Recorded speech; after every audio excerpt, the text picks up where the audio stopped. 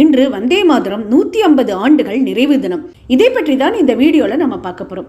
இந்திய திருநாட்டின் வரலாற்றின் நீண்ட நெடிய ஊக்கமளிக்கும் பயணத்தில் பாடல்களும் கலைகளும் இயக்கங்களின் உணர்வாக மாறி மக்களின் உணர்வுகளை செயல்பாடாக மாற்றிய ஏராளமான தருணங்கள் இருந்தன. சத்ரபதி சிவாஜி பேரரசர் படையின் போர் பாடல்களாகட்டும், சுதந்திர போராட்டத்தின் போது இசைக்கப்பட்ட தேசிய பாடல்களாகட்டும், அவசர கால நிலை பிரகடனத்தின் போது இளைஞர்களின் மெல்லிசைகளாகட்டும், இந்திய சமூகத்தில் பாடல்கள் எப்போதுமே கூட்டு உணர்வையும் ஒற்றுமையையும் தூண்டுகின்றன. அத்தகைய பாடல்களுள் ஒன்றுதான் இந்தியாவின் தேசிய பாடலான வந்தே மாதரம். இதன் வரலாறு போர்க்களத்தில் தொடங்கவில்லை, மாறாக அறிஞர் பங்கிம் சந்திர சட்டோபாத்யாவின் அமைதியான அதே வேளையில் உறுதியான மனதில் உதித்தது.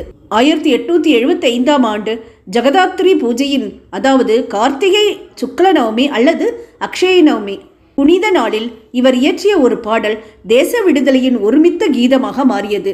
அந்த புனித வரிகளில் அவர் பாரதத்தின் ஆழமான நாகரிக வேர்களிலிருந்து அதர்வண வேதத்தின் மாதா பூமி புத்ரோ அகம் பிரதிவ்யா, அதாவது பூமி எனது தாய், நான் அவனது மகன் பிரகடனத்திலிருந்து தேவி மகாத்மியரின் தெய்வீக தாயின் வழிபாடு வரை உத்வேகம் பெற்றார். பக்கிமின் வார்த்தைகள் பிரார்த்தனையாகவும் தீர்க்க தரிசனத்துடனும் இருந்தன.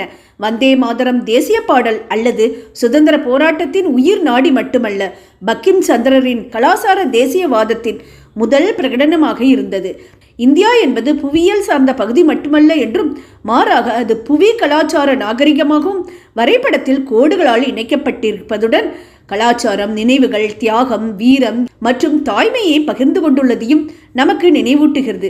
இது வெறும் நிலமல்ல, இது ஒரு தீர்த்தம், பக்தியாலும் கடமையாலும் தூய்மைப்படுத்தப்பட்ட புனித மண். மகரிஷி அரவிந்தர் கூறியவாறு இந்தியாவின் நவீன துறவியாக விளங்கிய பக்கிம் தனது வரிகள் மூலம் நாட்டு மக்களின் உணர்வை தட்டி எழுப்பினார்.